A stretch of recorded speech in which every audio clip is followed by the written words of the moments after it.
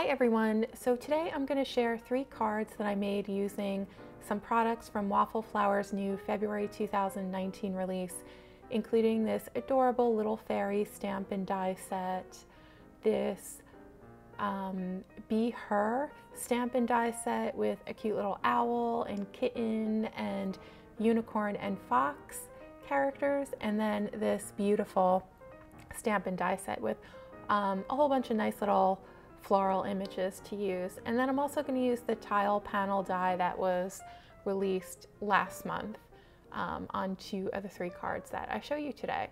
So the first thing I did was I took a piece of white sparkle paper and I die cut our cover panel, and then I cut a piece of heavy vellum from some Hero Arts heavy vellum. And now we're going to make our rainbow background, and I'm going to show you how to make a nice soft pastel background for your card panel.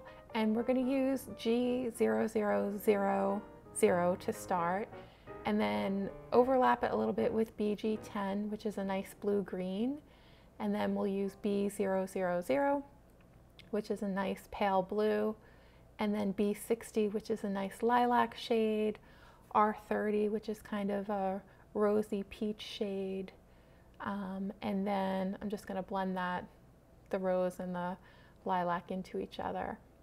And then for our yellowish orange shade, we're going to use YR30, which is a really, really pretty muted yellow, yellow shade with just a hint of a little bit of apricot to it. I love it.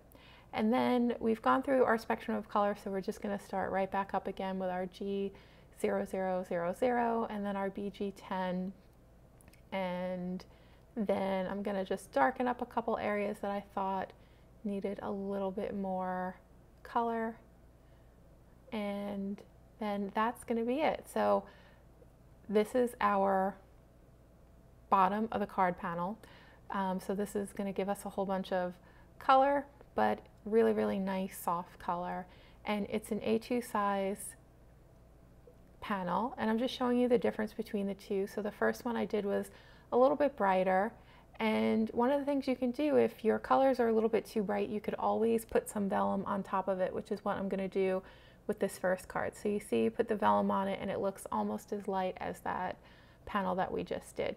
So it's just, you know, an idea to give you some options so you never feel like you have to throw away any of your card panels if maybe they come out not exactly the way you want. Vellum is a great trick to kind of just mute colors and you know, just kind of maybe if there are any flaws in your panel, another way to hide them so you still get kind of like a pretty little whimsical hint of your panel.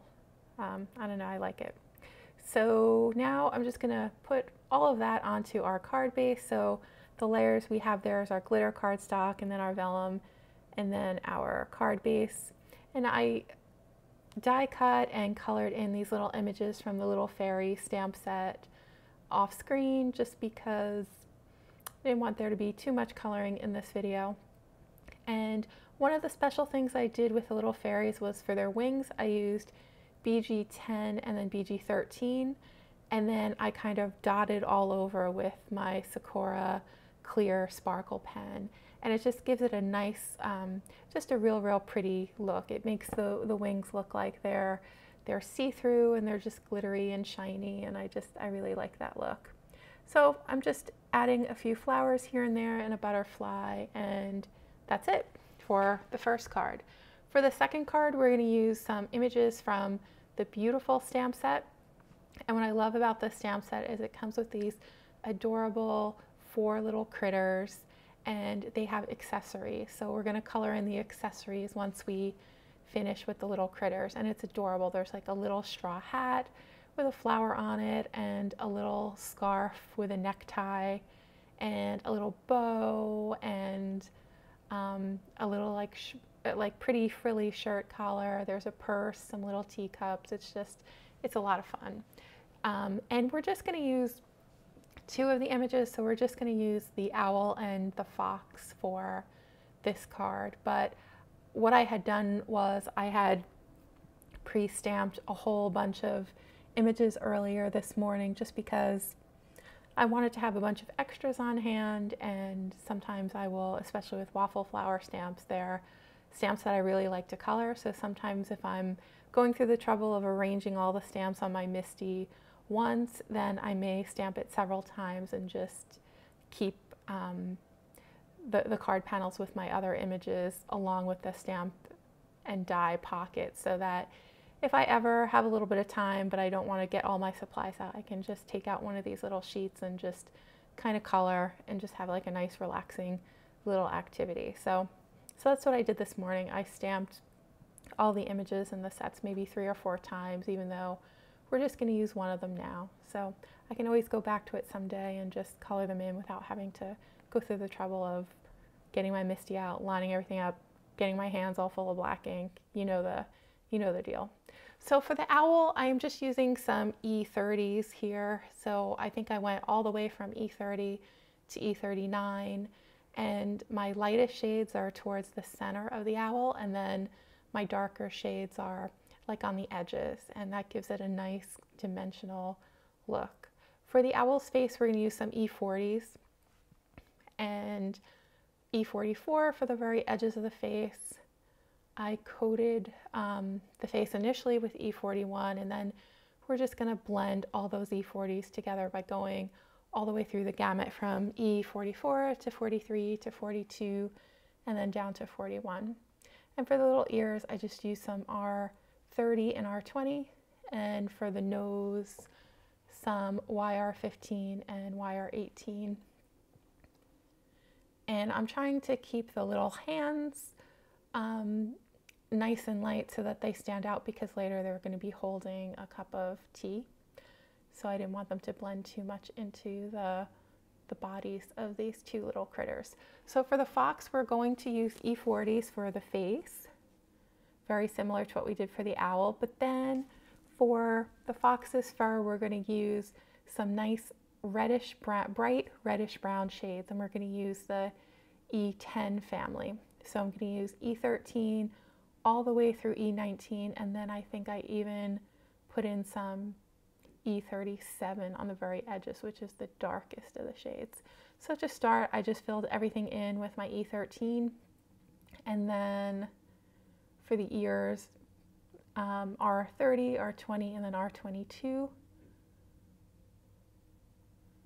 And I'm going to color in the fox with the same method that I used for the owl, which is to have the darkest shades of the Copics towards the outside of the fox's face and body, adding a little bit of a shadow under the chin and then under the arms, and then the rest just kind of getting gradually lighter as you go towards the center. And then for the nose, we're just going to use some C7 and then C10 to make it appear black. Although I think at the very end, I did go over it with a black glaze pen, which made the shading irrelevant. Another thing I did with the fox was I went back over the center of the fox with my E11, which is a trick that I use when I want to lighten up an image that I think is a little bit too dark. So I don't use my colorless blender in those instances. I'll use the lightest shade of whatever color family I was using. I find that it gives the image a less washed out look when you remove color that way. So now is the fun part. We're gonna color in all the accessories, and we're gonna start with a little bow for the owl's hair, and then we're gonna make a little straw hat for the fox, and I'm just using my E30s for the straw hat. And I'm focusing my shading on the little waffle weave, I guess, of the hat. So I have some like stripes of darker color, and then I blend it all together with my lighter marker just to help reinforce the idea that this is a textured straw hat. For the little flower in the hat, we're just going to use some BV00 and BV04, and then some Y38 in the center. Our teacups are going to be white, but we're going to add some shading to make them pop a little bit, and for that I use C3 and then C00. And for the little scarf that's going to go around the neck of the owl, we're going to use some R46 and then R39, and then we're going to lighten up the middle with some R14 using that same trick I used on the fox earlier. And then for the second teacup, we're going to do the same thing, making it white, adding some brown Copic marker into the liquid part of the cup. So now I'm just going to cut some little, I'm going to cut some of, what are they called? Like the little columns, I guess, in the die so that I can slip my two little critters in there.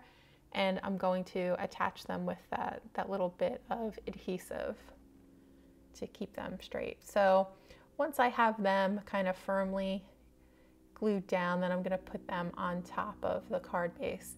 And for this card base, this is the panel that we just colored on screen a few minutes ago, so there's no need for vellum on this one because the shades that we used of the markers were nice and light and very, very soft. So it was just two ways to get like a soft background. You could either, if you have darker markers, you can use your darker markers and then just soften it up with some thick vellum on top of it, or if you have your lighter markers, you could just use those and then you don't need the vellum. Adding some black glaze pen to the eyes and to the nose on the fox, and then I drew in some little eyelashes with a 01 Copic multi-liner, and then I'm just gluing on the little accessories that we just colored in. So these two cute little ladies are ready for a tea party, and we're gonna put the little teacups in their hands now. That is just adorable. I love the little teacup with the heart on it. I think it's so sweet. And then we're going to add some decoration. So I guess it kind of looks like they're sitting on some balcony somewhere with some, you know, surrounded by some really, really pretty flowers. So I guess it's a lovely spring day, and these ladies are dining, just kind of sitting on the balcony of a terrace or whatnot. And it's a beautiful spring day, and you can see the blue sky behind them, and I don't know, maybe it's the late afternoon, and that explains the other soft colors that we have, where maybe the sun is just starting to sink beneath the horizon, so we're getting those other pretty pastel like oranges and yellows and whatnot. And okay, so I just want to point out this one cool thing about Waffle Flower stamps and die sets is that they also have dies to match the sentiments, which is so cool. So check that out. So this one, Life is Beautiful stamp, also has a die that will match the lettering perfectly. And then the same for Celebrate. And that makes it really, really easy when you want to add a sentiment to a card. So you don't have to worry about finding banner dies or cutting your strips even with your paper trimmer. It just kind of does it for you, and I just love it. And I thought to make these sentiments pop out even more, I would use some foam tape on them. So that's what I'm doing here. Just putting one layer of foam tape, and it's going to say Celebrate Life is Beautiful. And I think that just fits this little scene so perfectly. So here are the two cards that we made today, and they're really sweet. I love the soft pastel colors. And then this is a card that I made last night, and it's all just a single layer card. I did a lot of masking, and then I just colored them in with my Copic markers.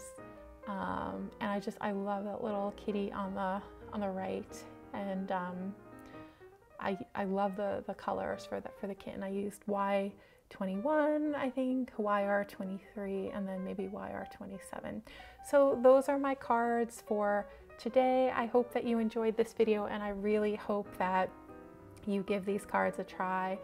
Waffle Flower stamps and dies are wonderful. The dies are already all pre-cut out. It's very, very high quality products. I really love them, and the stamps are just the sweetest, most adorable images, and I feel so happy whenever I am coloring them and working with them. So have a great day, everyone, or a great evening, depending on when you're tuning in, and I will see you again in the next video.